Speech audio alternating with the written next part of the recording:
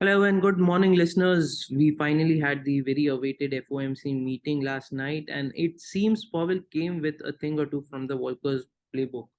This is Almus Market Mornings with Shikhar Garg, and we are here to bring about the updates for the financial markets. The Fed decided to continue with the rate hike, aiming to contain the price pressures over the fragile banking system.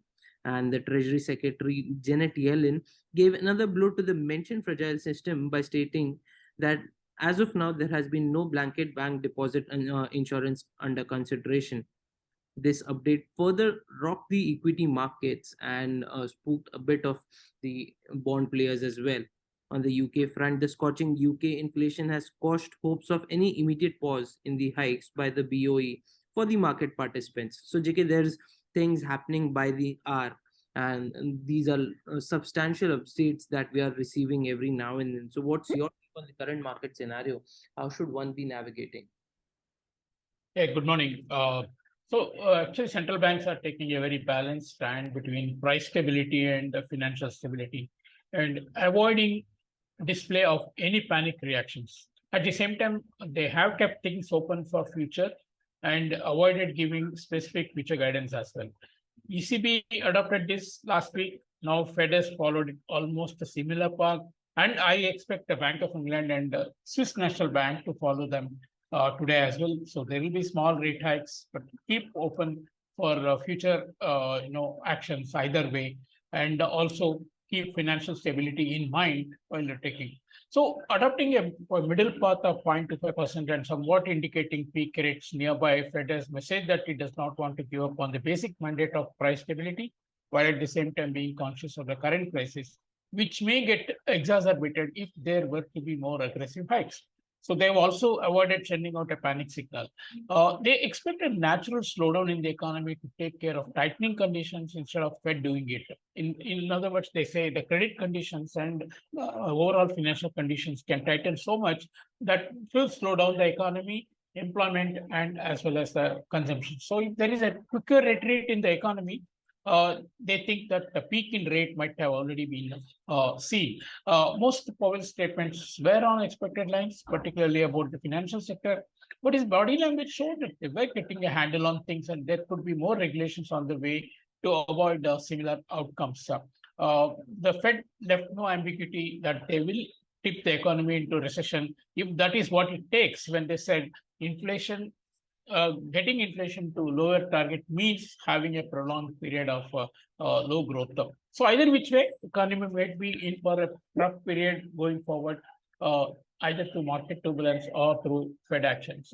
So impact on the dollar, it is very clear that dollar carry a distinct bearish bias, possibly more convinced that Powell that the rates are near a peak or having already seen a peak. The dollar index weakened more than 1% after Fed decision of hiking rates again. Euro being a star performer, although yen has also caught up with it as the US rates might be peaking. On the other hand, Europe is definitely expected to hike by 0.25% in May and perhaps more. So let's look at it.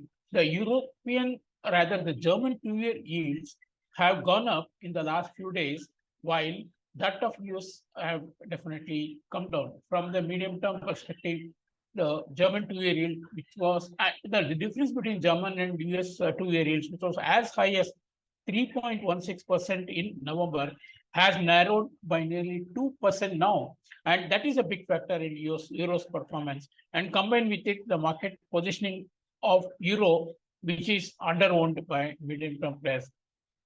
And looking at it another way, if there were to be more financial troubles, US is likely to be faster in cutting rates while Europe will go slow. But if the things settle down, Europe will be more aggressive in hiking rates while US may be still going much closer to a pause. So this is a very underlying support for the Euro rally, which is really reflecting in it. And we are really very fast moving towards the previous high at 1.10. Of course, on the yen, we are weeks away from the new governor taking over the reins, and that could herald a policy change. Now, UK has a different scenario. After dropping for a few months, inflation yesterday came very hot. CPI back at 6.2 versus 5.8 in January, and more importantly shows that the surprise dip in services CPI last month was a temporary one. That actually almost seals a Bank of England move of 0.25% today, while they could also keep an open mind about the future actions on the interest rates. Now, the bigger reaction was seen in markets which have fallen after an initial positive move, particularly intensified after Powell started speaking. And after hearing him, market probably disappointed that he did not categorically say that the next move was a pause. But looking at the slightly broader terms, stocks have been actually gyrating both ways. Dips are grabbed as an opportunity, while investors who are hurt elsewhere continue to sell profitable stocks to make up for the losses. So there clearly is no unanimity on what effect Fed rates will have and what economic impact the banking crisis can lead to. So all the three indices in the US lost more than 1.6%.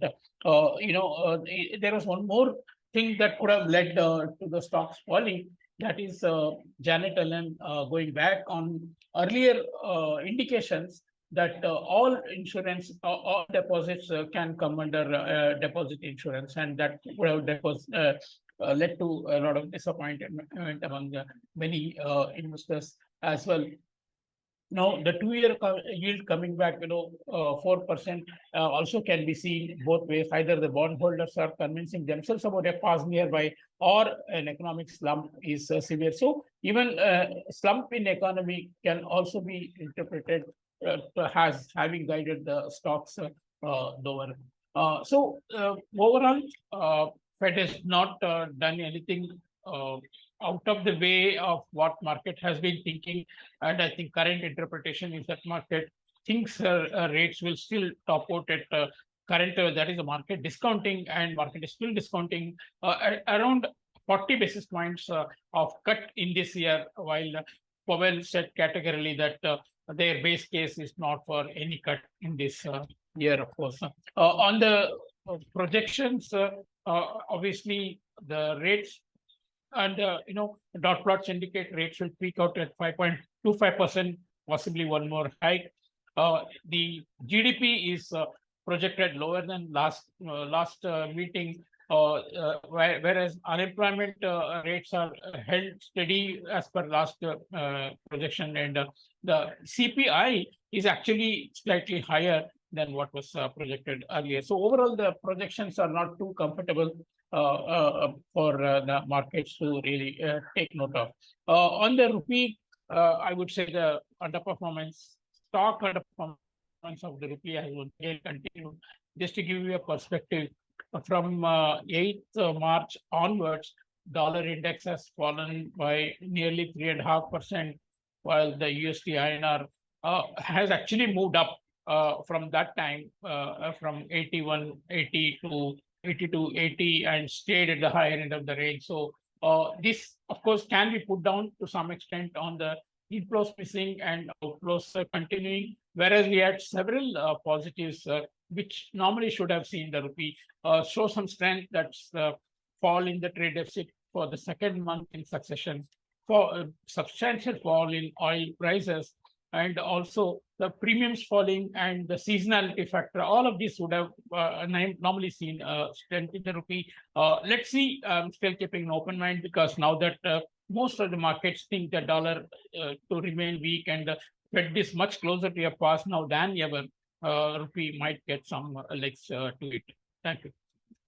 Okay, JK, that was quite good. And yes, folks, there's a lot of things happening around. And the bit wherein the central banks have avoided any display of panic reactions, or, going ahead with calmer moves by the central bank, has not giving up price stability along with the current concerns of banking sector, has put in some sort of credibility for the central banks. But at the same time, they are also found saying the natural tightening would anyways help contain the price pressure and possibly also slow down the economy. So there is some bit of concern out there. The German yields, 2-year yields, have moved higher, narrowing the differential between the German and the US yields, which was initially as high as 3.5%. So, folks, there's good bit of aggression when it comes to the rate hike by the eurozone expected by the markets, as JK mentioned, while not much on the US side. So there's as JK mentioned, an underlying support for the euro, which is being observed by the market participants on the uh, US rate side. Yes, even though J. Powell does not mention any rate cuts for this particular year, the market participants are still discounting a 40 basis point cut in the by the end of this year. So that's something interesting to watch out for. On the domestic side, yes, our currency has been a bit on the underperforming side, as JK mentioned. But the factors are still aligning for some possibility of INR strength to be observed. So it needs to be seen how and when what sort of market factors are going to affect the strength for INR. That's it for today, folks. We shall come back again tomorrow with another round of updates as the markets have kept us on our toes on regular basis. Thank you so much for listening.